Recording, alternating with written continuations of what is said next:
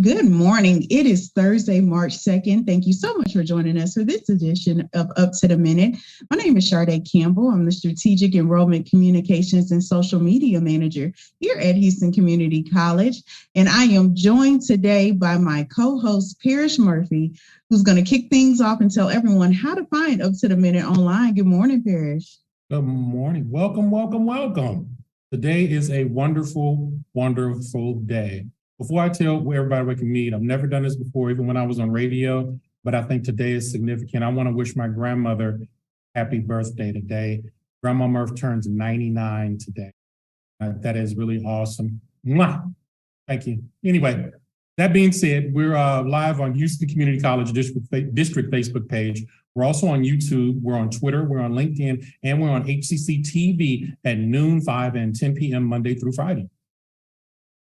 All right. And, today is Thursday Family Fun Day. So I think it's kind of appropriate that you shout out your family in 99 Absolutely. Years. Imagine what she's seen. That's incredible. Tell her I said happy birthday. I absolutely will. All right. Huh? Good genes. 99. Wow, that's a lot. I had an Uncle Francis who lived to 105. I want to go there. You from good stock. I hear you. Well, today for Thursday Family Fun Day, we're going to talk about an exhibit called Children on the Homefront, Growing Up with War. You silence everything except for that one line. Today, we are going to have Reagan Grau, who is the Exhibits and Collections Director of the National Museum of Pacific War, talking about that. Good morning, Reagan. Hello, thank you all for having me on the program this morning. Awesome. You and Parekh are going to have an awesome conversation in just a second. But first, we're going to kick things off because March is Women's History Month. That's right. We went into another month. Happy to celebrate and commemorate this month and kick it off. And we're celebrating it with a special HCC guest who's speaking to a group next week about the gender gap in industry. Want to welcome to the show Dipal, Parekh, who is the Industrial Technology Program Specialist for the Global Energy Center of Excellence here at Houston Community College, and as shared earlier, a Women's History Month speaker. Welcome to the show, Dipal. Thank you so much, Sade, and happy birthday, Parekh, to your grandmother. And Dipal, I want to give you the opportunity to undo however I may have earlier butchered your name. Tell the people. You were very close. My name is pronounced Dipal. It's very similar to people with a D, Dipal. And last name, you got it, it's Parekh. All right. And you are a people person. Everything I know to be true about you. And so all month, the Multicultural Exclusion and Excellence team, as well as Las Marinas, is hosting events to highlight the accomplishments of women. And you have the honor of launching it next week when you will talk about the gender gap in industry. All right, let's kick things off and let people know time, date, location, and how they can join the event. Yes, so this year, the 2023 Women's History Month theme is celebrating women who tell our stories. So this could not be any perfect. This event is happening on March 8th at the Southeast Campus, the Student Life Center Media Room. It's East Side Campus, I'm sorry. This will be from 11 a.m. to 12 p.m. Okay, awesome. And for those who may have missed it, be sure to check out the post after the show. Those links and all those details will be there. But let's talk a little bit about what people can expect from the event. And you're going to, as shared earlier, you're going to be discussing the gender gap in industry. And for a lot of things connected to equity conversations, a lot of people walk in with a lot of different preconceived notions, a lot of lived experiences that are informing their definition. So how will you be defining it at the event? So my goal is to, through this presentation, clarify some of those definitions, right? Like, for example, when you say industry, the first thing comes in mind is manufacturing, automotive, things like that. Well, education itself is an industry. So leadership and women's leadership in education. That's a topic that's, I guess, the hot topic right now. And then the inequities in wages or pay, all of that becomes part of that conversation. So the goal for me would be to share my story and define some of these things that generally we just have a bigger picture, but we don't put education in that context. You are absolutely right. And anybody that says that education is an industry has not worked in it. It is definitely that. So I'm assuming as well as, you're going to dive deep into leadership roles for females, because that's connected to the pay gap. Yes, I definitely will. We'll be highlighting how leadership currently is and how it looks like for women, especially women of color. Yes, absolutely. And now that you're working in the education industry, do women in the education industry have you found that they've had a harder time getting promoted? How will you be framing that for the attendees? Yes, definitely. There is. Women do have a harder time getting promoted within the education field, along with all the other industries that are out there. But particularly in education, there are multiple studies that show that about female employees on average are about 14% less likely to be promoted than their male colleagues. And this is a recent study that was done by a large retail chain. There's also, it's kind of hard to say why, or not every woman has that hardship.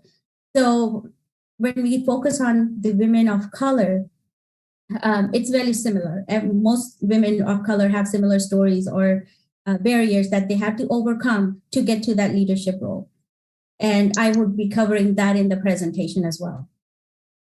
Some of what I've seen, and specifically if we think about back to the pandemic and going, well, I'm still kind of in it, but when we were in peak pandemic, there was so much conversation about women and work and how the childcare was really being put on them and then affecting how they go back to work because their kids were still at home from school. So it's so many nuances that I've just found just from lived experiences of my community that affected. I think, one thing we do a lot in education and conferences, right? That traveling, that networking, and a lot of that is connected to upward mobility. But women have to think about, okay, how am I maintaining a home while I'm gone? How do I leave for 3 days? I mean, there are all these nuances that may affect being a caregiver in your family to other family members.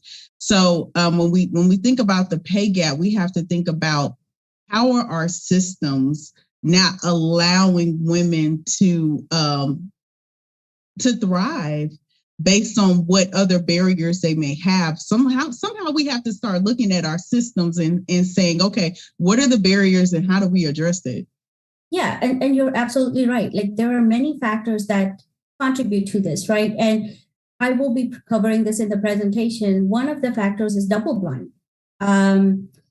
There are certain expectations for women. For example, what you just said, during the pandemic, women are naturally multitask and they're great at it. But during the pandemic, it was just overwhelming, right? It's not just for being at home trying to figure out childcare, or you're cooking and you're doing a Zoom meeting at the same time. But things like, okay, how do I support my subordinates? How do I support my colleagues? How do I support my supervisor?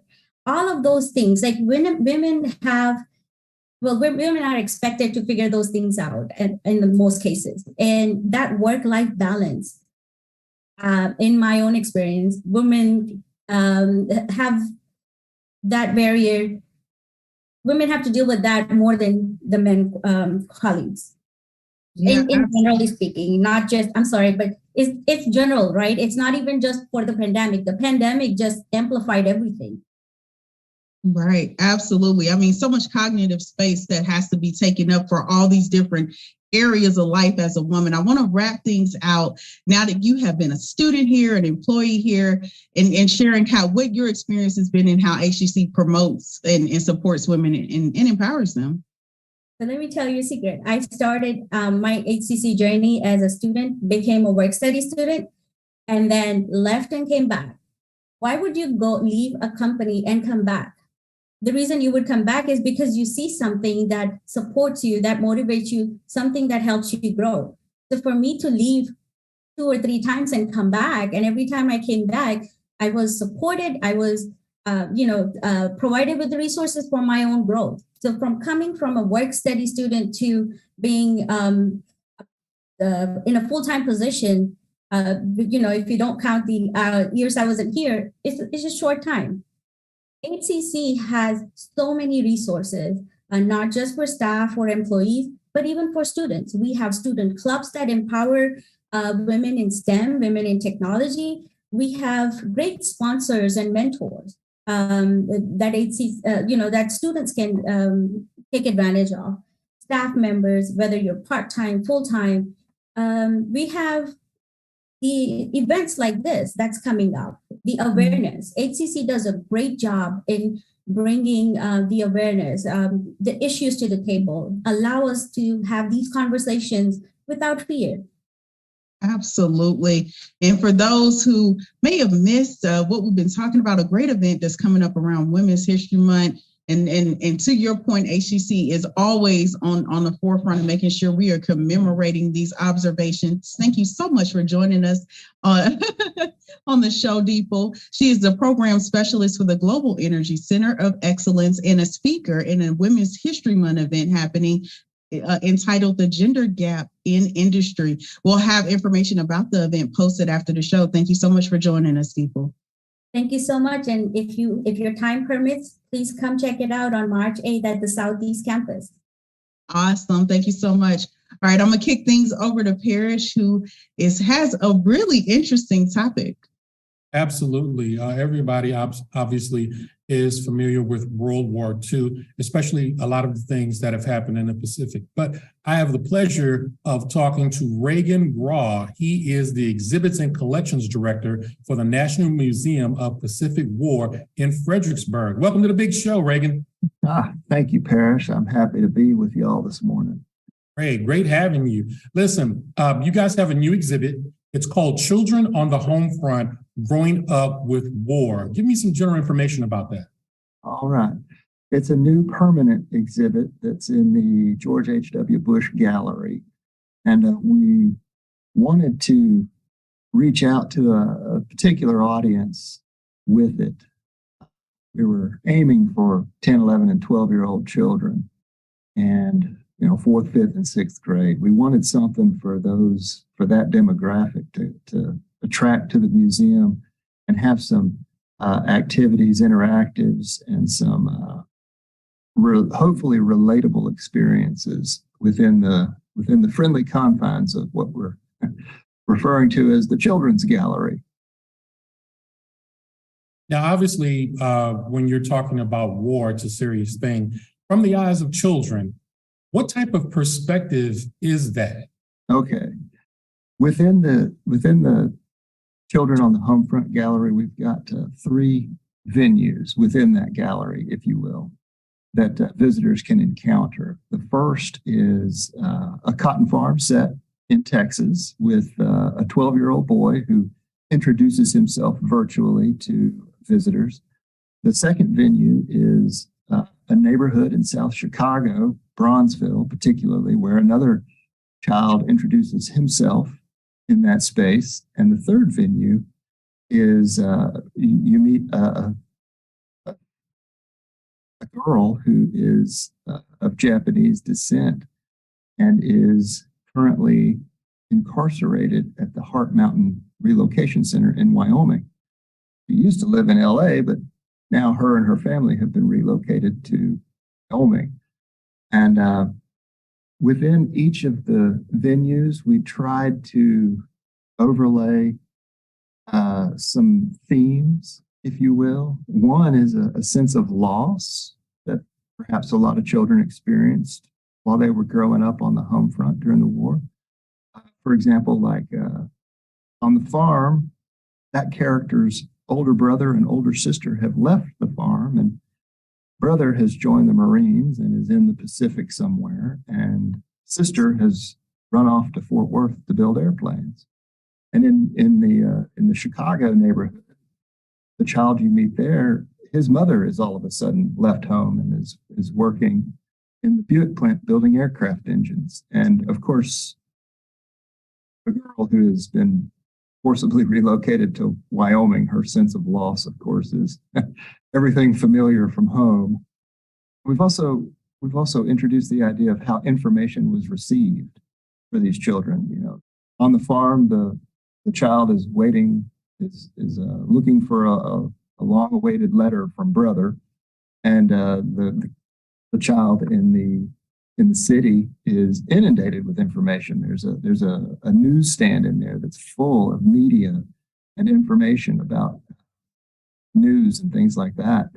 And we've also tried to overlay a sense of how children on the home front were able to participate in the war. And we introduced the concepts of scrap drives that a lot of children participated in, and the notion of plane spotting. And we have a lot of information about children who looked to the skies and tried to identify any enemy airplanes flying over their communities during the war. So, and within those galleries, we've got lots of hands-on interactive opportunities. We introduce visitors to music, the Japanese language, some other activities like plane spotting or a scrap drive activity that are all done digitally. Wow, that's great. You know, I think when you think about war, the last thing you think about is a child's perspective of it and basically how they're viewing. That's really great. What was the inspiration for this exhibit? Well, we had lots of input from multiple people in the at the museum here, and the consensus that we reached was we wanted to introduce certain experiences that children had, and so we developed those venues. You know, more than half of the children in the United States in the 1940 census lived in rural areas. So we built a little farm and contrasted that with an urban area, and then that unique experience that a lot of children had.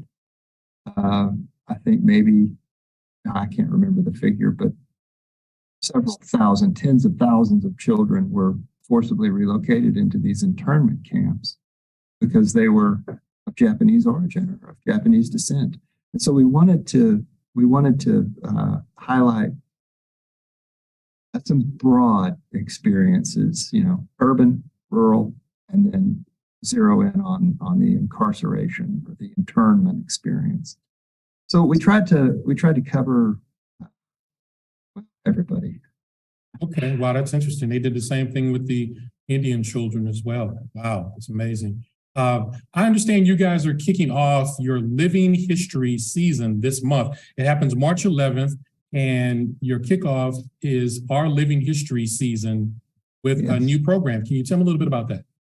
The program is called Pacific Valor, and it's maybe a lot of your viewers are familiar with the Living History program here at the National Museum of the Pacific War, but we've altered the content a little bit for this particular on March 11th. On that weekend, we're going to focus on a Medal of Honor recipient from Iwo Jima, and we're going to reenact his Medal of Honor moment on Iwo Jima, and we're featuring Jack Lucas. He was an underage kid who who joined the Marine Corps before he was 18 and snuck aboard a transport vessel to get to Iwo Jima, and was awarded the Medal of Honor for his conspicuous gallantry on the island. And so we'll be reenacting that Medal of Honor moment in the show on March 11th at the museum here in Fredericksburg. That is absolutely awesome. I think I got about 30 seconds. I would like you, if you could, just kind of give me some general information about your museum. Okay. Maybe some of your viewers are wondering, why is there a Pacific War Museum located in Fredericksburg, Texas? The reason is simple. Chester Nimitz was born in Fredericksburg, Texas, and Chester Nimitz was the commander-in-chief of the Pacific Fleet during World War II. He had his headquarters at Pearl Harbor after the attack, and he led the effort to defeat Imperial Japan during World War II. And his grandfather owned a hotel in Fredericksburg where a portion of the museum is located today. Okay, great. Now, his name is Reagan Grau, Exhibits and Collections Director for the National Museum of the Pacific War in Fredericksburg. Thank you so much for being on the show, Reagan. Come back when you guys have another exhibit. We'd love to have you. Well, thank you very much, Parrish. Appreciate the invitation. Pleasure meeting you, sir. Thank you very much. We will have more information in our post after the show for more details on their great exhibit. Miss Campbell. Yes. How are you? How are you? Great interview. Well, as we always wrap things up, we are going to close things out with announcements, kicking things off with today's the deadline for HCC's League of Innovation Award nominations. A selection committee needs your help to choose one innovation so that HCC can be considered for the National Innovation of the Year Award. Please submit innovation nominations by 5 p.m. today, Thursday, March 2nd. Previous HCC award recipients include Work Texas and Gallery Furniture powered by HCC, the Weekend College, and UT Tyler HCC Engineering. To submit a nomination, complete the form that was sent to you via email.